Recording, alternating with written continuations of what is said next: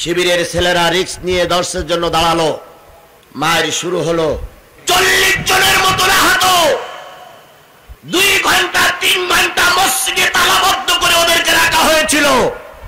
Police এসে, RAB এসে, সেনাবাহিনী এসে তাদেরকে উদ্ধার করেছে। কোরআনের দর্শ যারা বন্ধ করেছো, কোরআন পড়া বন্ধ করুনি, কপালে আগুন লাগাইছো। জাতি আগামীতে শেখ হাসিনার মতন শিক্ষা তোমাদের দেবে। শেখ হাসিনা হয়তো পালিয়ে গেছে, আর কোরআনের দরজা বন্ধ করছো। আমি এই বিশাল কাফেলা নিয়ে আল্লাহর সাক্ষী রেখে বলছি, হয়তো শেখ হাসিনা পালাইছে, তোমরা পালানোর দিন খালো পাবা না, পাবা না, পাবা না। যুবকেরা তৈরি থাকো।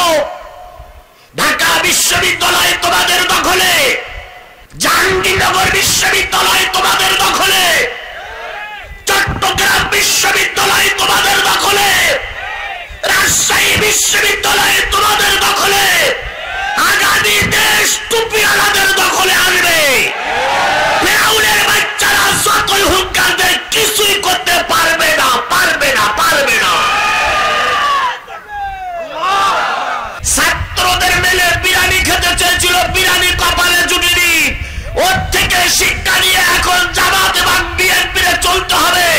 যদি শেখ হাসিনার মতো অত্যাচার শুরু করে, হয়তো শেখ হাসিনা বিমানে চলার সুযোগ পেয়েছিল, জনগণ আপনাদেরও বিমানে কেন সাইকেলে চলারও সুযোগ দেবে না। এখনো ক্ষমতায় জাতি পারিনি, তার আগে যা শুরু করেছেন আপনারা, আর ক্ষমতায় গিলি কি হবে আল্লাহই ভালো জানে। আপনারা শুনে আশ্চর্য হবেন, আজকের ঘটনা নোয়াখালীতে বাংলাদেশ ইসলামী ছাত্র শিবিরের ছেলেরা একটা মসজিদে দর্শ দিচ্ছিল। দর্শ বোঝেন কি বলেন তো? এরারে বলে তাফসির, তাফসির যা দর্শ তাই, একই জিনিস, শব্দটা আলাদা। ওখানে একজন আলেম কোরআনের দর্শ দেবে, আগের থেকে ঘোষণা করা হয়েছে আসরের নামাজের পরে দর্শ দেওয়ার কথা। ঠিক জোহরের আগের থেকে একদল ভালো মায়ের সন্তানেরা মসজিদের চারিপাশে ঘিরে রেখেছে, দর্শ দিতে দেবে না। আসরের আযান হয়ে গেল, নামাজের পরে ইসলামী ছাত্র শিবিরের পক্ষ থেকে যিনি দর্শ দেবেন তিনি দাঁড়ালেন। চারিদিক থেকে আক্রমণ শুরু হলো।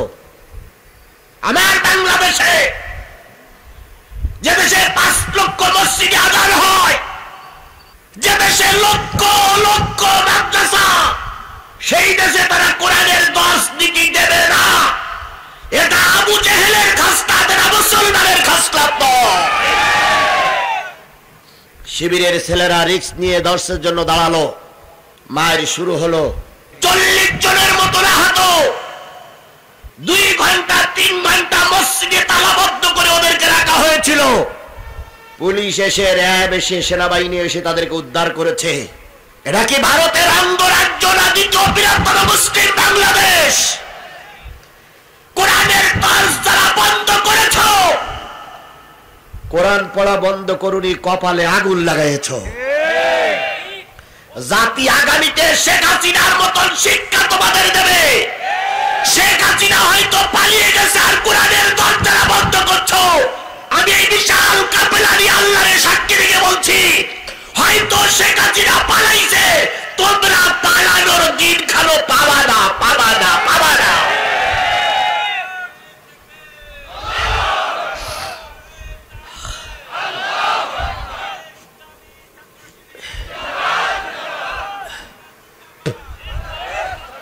যুবকেরা তৈরি থাকো। ঢাকা বিশ্ববিদ্যালয় তোমাদের দখলে, জাহাঙ্গীরনগর বিশ্ববিদ্যালয় তোমাদের দখলে, চট্টগ্রাম বিশ্ববিদ্যালয় তোমাদের দখলে, রাজশাহী বিশ্ববিদ্যালয় তোমাদের দখলে। আগামী দেশ টুপিওয়ালাদের দখলে আসবে। ফেরাউনের বাচ্চারা যতই হুঙ্কার দেয় কিছুই করতে পারবে না, পারবে না, পারবে না।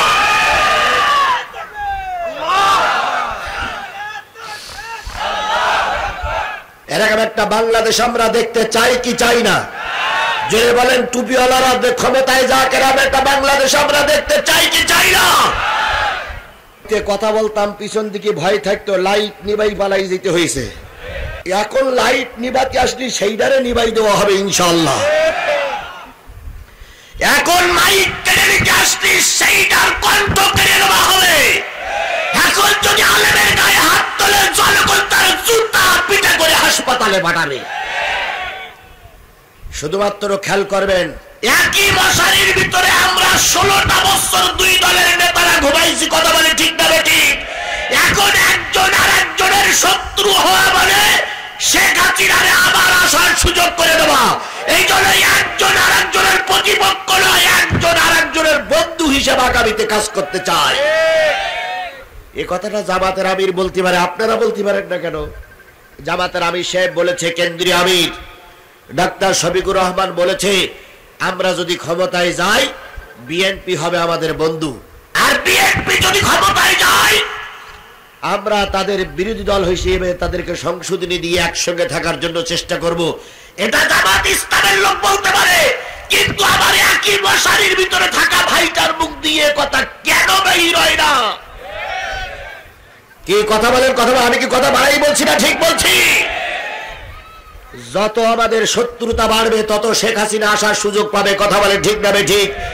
এই জন্য যে এলাকায় যার প্রভাব বেশি আমরা তাকেই সাপোর্ট করে সরকার গঠন করার সুযোগ করে দেবো ইনশাআল্লাহ। আমাদের ভিতরে হানাহানি মারামারি কাটাকাটি থাকবে না, রাখবো না ইনশাআল্লাহ। আজকে ইসলামী আন্দোলনের যুবকদের মেরে তোমরা আনন্দ করেছ। আবু জেহেলের যে পরিণতি হয়েছিল, হয়তো আল্লাহ তোমাদের ওই পরিণতি করে কাপড় খুলে বিদায় দিয়ে দেবে। তোমরা কোরআনের 10 বন্ধ করোনি, আল্লাহর কোরআন বন্ধ করেছো, কথা বলে ঠিক না ঠিক?